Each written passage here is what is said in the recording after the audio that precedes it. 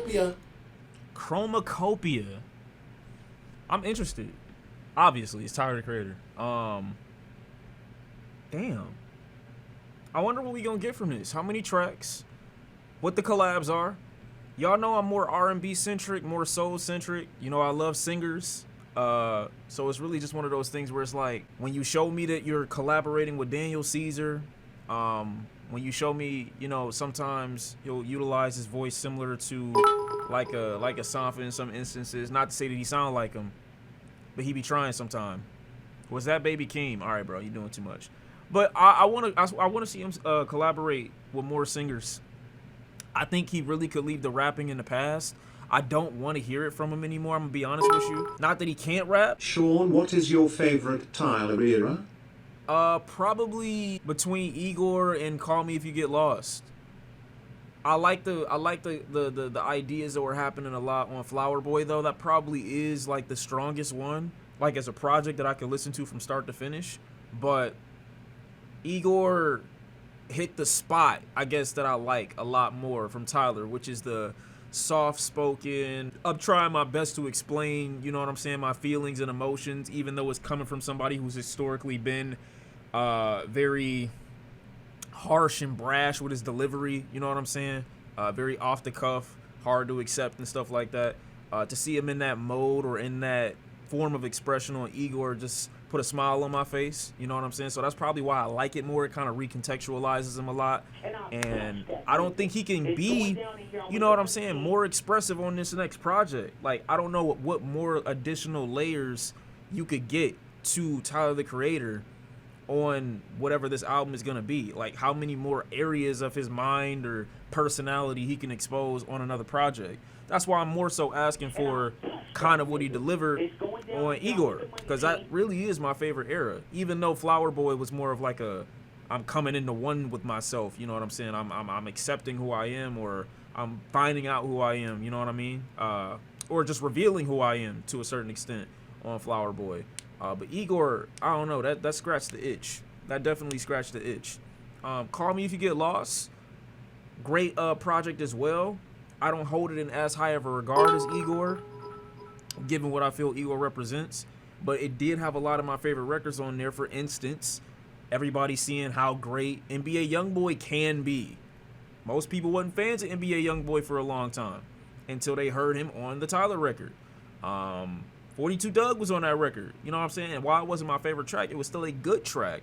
And then you got Sweet, I Thought You Liked Me, which I think at 7 to 10 minutes is like an egregious or an aggressive amount of time to be singing on anything. And I love it from the start to the finish.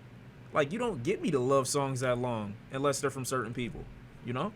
So hopefully this is a record that kind of scratches the same itch. It's in the same lane. Like I said, I know he just transitioned into rapping right here, but if you got Daniel Caesar on the record, bro, you better utilize that nigga, bro. He's dropping his album on a Monday, cause he said on the Nardwuar 2023 interview he likes the idea of dropping at the start of the week. I don't know why. Did he give a reason for why, or he just said that's the time frame that he likes dropping it? You gonna make me, you niggas gonna make people start a work week listening to this? They in a 9 to 5 and they listening to Tyler the Creator, bro. Like, I want to leave. I want to go home. I'ma still listen. Don't get it fucked up. Niggas gonna listen regardless of what day you drop, but I'm just saying, you put it out during the week, that commute to work or school, you really have to have that hour or 30 minutes to really dive in and really listen. So he's saying the album gonna be 30 minutes? He also said an hour. Like, I don't know many kids that have to go an hour to school unless they in college. Sometimes you do gotta travel and transition quite a few hours, an hour or so for work, especially when you get off. But the last thing I wanna hear when I get off work is Tyler the Creator. Not that he's not good, it's just, nigga, 9 times out of 10 you depressed by the time you get off, you know what I'm saying? Or maybe you happy. I don't know what floats y'all boat. But that's interesting. Oh, again on Tuesdays instead of Fridays for some reasons. What do y'all think? So my reasoning is, I know people think because of the weekend they can listen to stuff and streams go up, and the streaming people are like, oh, streams go up on the weekend, but I think it's a lot of passive listening. At parties, or people get the time to go to the gym, so they're not really listening. And people on the weekends, they want to chill and just hang out, so they're not really listening. But I think if you put it out during the week, man, that commute to work or that commute to school or uh, just whatever that is, you really have that hour, 30 minutes in it to really dive in and really listen because you know once that's over, you got to get to work, da da da. And I think when that time is shorter, kind of like procrastination, you get more done, even with listening. And um, to work on an album for so long and put so much energy to it, and for it to be released at midnight, and I'm talking about America because this is where I'm from, for it to be released at midnight just seems so disrespectful. Like, people are asleep on the East Coast for the most part, and people are going to sleep on the West, and that's when you decide to release music. Like, I think it coming out in the morning would just make more sense. But that's just me personally. Yeah, I mean, that's his opinion. I personally think he overthinking it, and if it's 12 midnight or if it's 12 noon, niggas gonna listen. You know what I mean?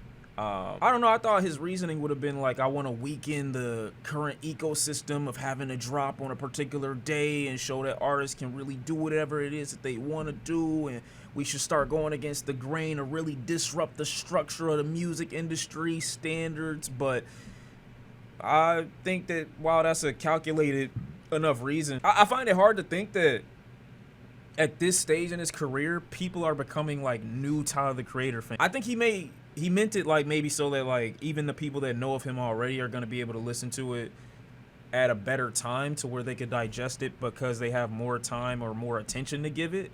But I don't think he realizes that, like, and I appreciate you with the 5 gift to Cena. I don't know if he realizes that a lot of people skim through their favorite records regardless of the day and get to, I mean, you'd just be surprised how many people listen to like music for the vibe. You know, they're not really trying to dig into it until they hear something that's like interesting. You know what I mean? Like it could be a particular sound, it could be a particular vocal or a particular note, and then they're attached to it, and then that's how they interact with it. Like, this particular song is gonna draw me into wanting to listen to the album more. It just depends. I just find that I think that this is just something that you can never predict accurately. The day, the hour, the emotion, you just don't know. That's the beauty of it. It's also the randomness of it because it's just unpredictable. You just don't know what people are gonna attach to. Yeah, I don't know how you guys feel about that. You could talk to so I don't feel crazy if it's a dumb idea, but I don't know, man. I just really love music. I don't think it's stupid, but I don't think it'll. What the? I don't think it's stupid, but I don't think it'll work either. Like, you want your music, I feel like, to be inviting. I either zone out or have something as background. Normally, I'm not paying attention to it, but having something background, like it's the same thing when I'm working on something. I'll have a TV on. I'm not watching it, but it's on. I don't know if that's gonna be the engagement that he like wanting, but I mean, like I said, we won't know. People gonna take to what they take to. Quote of the day: a lot of people sneeze but ain't bless. Some never heal. Life is all. I appreciate how intentional Tyler is with his music and his releases, but I do think artists like him that think like him do have to understand that the more, maybe they already realize, we do have to emphasize the importance of, I want anybody to be able to engage with this, you know? Sometimes music that appears a little too intentional gets spread around via word of mouth as if you have to pay very super close attention to it while you're listening, and that turns a lot of people off. I think you just drop it and let people take what they take from it, and that just be what it is. Even though you want it to be listened to intentionally, you got messages and thoughts that you want to convey, people going to engage with it how they want to, and I think it's best to allow them that freedom, you know what I'm saying, without trying to put any restrictions or any thoughts into their head before they listen to it. I think Eminem tried to do that off his most recent record, or the one before that, where he's like, oh, well, you got to listen to it like that. I'm like, no, nigga, I'm not. Nobody's doing that. Nobody's doing that. And you're weird for telling them that they got to engage with it like that. Not saying that he is, because I understand why Tyler's trying to do what he's trying to do. But niggas who really do that in their fan base, I'm like, bro, shut the fuck up and let the nigga listen. Don't get me wrong, I get it, especially if you get attached to a record, you want other people to interpret it the way you do, but hey, man, something as simple, when you learn that something as simple as a sound can make somebody emotional, and there's no message attached to it whatsoever, and they can grab whatever they want to grab from it, like, you just like, yo, we all listening on different, you know what I'm saying, on different terms. You know what I mean? And that's fire. We all can find something that's like cool about the music that we listen to, and I think that's dope.